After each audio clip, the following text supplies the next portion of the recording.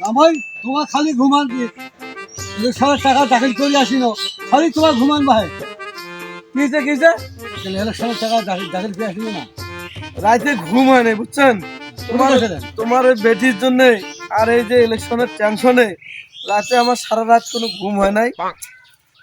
আমি একটুকু ঘুমাইতে পারি নাই, অনেক টেনশন অনেক চিন্তা জ্বালা করতেছি। এই যে টাকা দাখিল করে দিয়ে আসলাম, আপনার তো এদিকে ক্যাশ নাইও, এখানে মনে করেন যে ছুরি লাঠি পিস্তল এইসব ক্যাশ জমা করতে হবে। আপনি তো কিছু বুঝতেছেন না, আপনাকে আর কিভাবে বুঝাবো।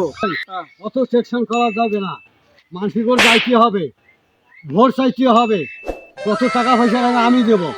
ঠিক আছে আমি তো বুঝছি, আমি তো সবই জানি, কিন্তু এই যে যেগুলো আমি বললাম এগুলো মেনটেন করতে হবে না, মানুষের কাছে তো ভোট চাইতে হবে। তারপর দেখি কি করা যায়।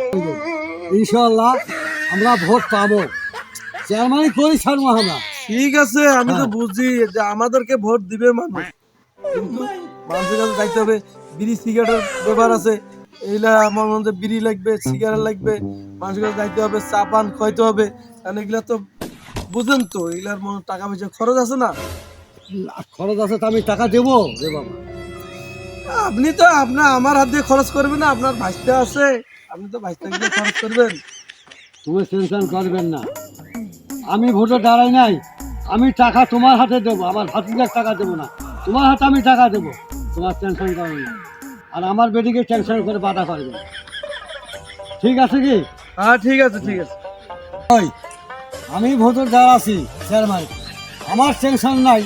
তুই বাবা তো টেনশন কেন করো?